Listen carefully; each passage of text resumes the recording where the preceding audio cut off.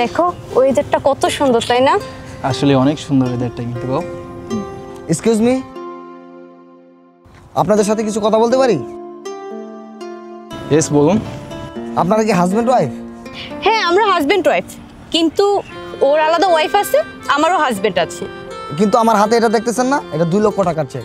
আমি আপনাদেরকে কিছু কোয়েশ্চেন করব, এই কোয়েশ্চেনের উত্তর যদি আপনারা দিতে পারেন তাহলে 2 লক্ষ টাকার চেক আপনাদের। গেম 2 লক্ষ টাকার? ওয়াও, ভেরি ইন্টারেস্টিং তো। আচ্ছা ঠিক আছে, শুনুন, আমরা গেমটা খেলবো, কিন্তু আমরা কিন্তু কোনো অশ্লীল কাজ করতে পারবো না। আমরা প্রেম করি ঠিক আছে, কিন্তু আজে বাজে কোনো কাজে লিপ্ত হতে পারবো না।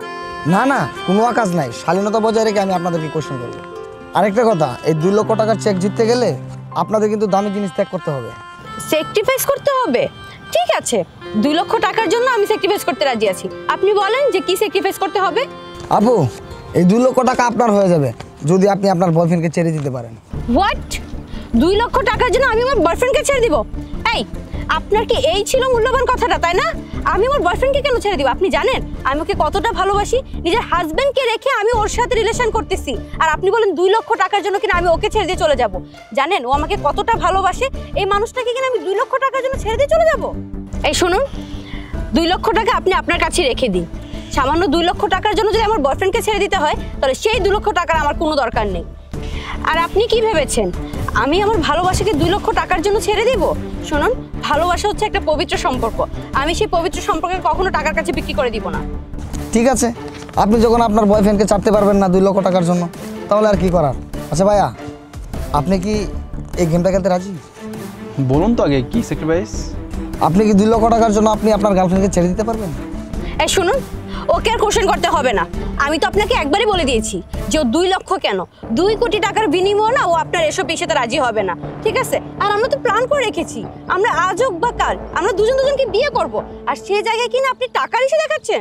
আরে থামো না, দেখো না কি বলতে চাচ্ছে। আচ্ছা ভাইয়া, আমি যদি ওকে ছেড়ে দিই তাহলে 2 লক্ষ টাকা সত্যি কি আমি পাবো?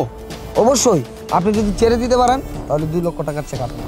কাবির, তোমার কি মাথা খারাপ হয়ে গিয়েছে? তুমি এসব কি বলতেছো?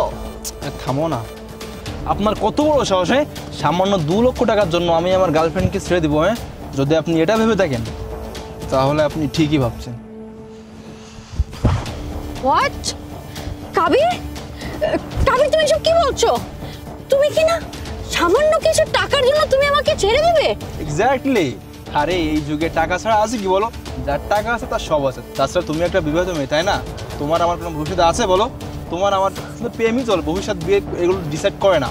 সো তোমাকে যদি আমি এখন ছেড়ে দিই তাহলে আমি নগদ 2 লক্ষ টাকা পাবো। তুমি ভাবতে পারতেছো ওই 2 লক্ষ টাকা দিয়ে আমি আমার লাইফটাকে কত ভালো এনজয় করতে পারবো? শোনো, আজকের পর থেকে তুমি আমার সঙ্গে যোগাযোগ করার চেষ্টা করবে না, বুঝা গেছে? ভাই টাকা আপনি আমাকে দেন তো।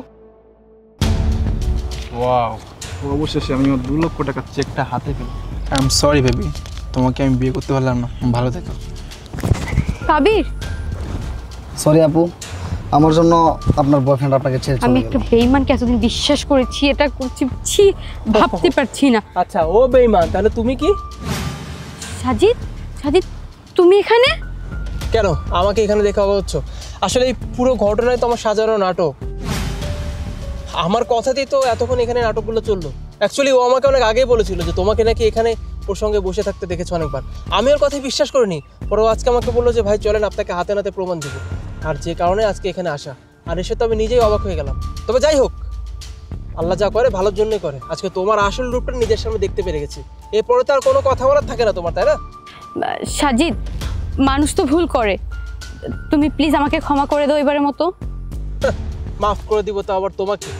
তোমার মতো বেঈমান মেয়েকে মাফ করে দিব, আবার তোমার মতো বেঈমান মেয়ের সঙ্গে আমি একই ছাদের নিচে দাঁড়িয়ে সংসার করব? তুমি যেটা ভেবে থাকো তাহলে একদম ভুল ভাবছো, এটা আমি কখনোই করবো না। যাই হোক, তোমার বাবা মাকে আমি আসতে বলে দিয়েছি অলরেডি, তারা কিছুক্ষণের মধ্যে চলে আসবে, তারপরে বসে ফাইনাল কথা সেরে নিয়ে যাবে। আমি যাচ্ছি, ভাই চল।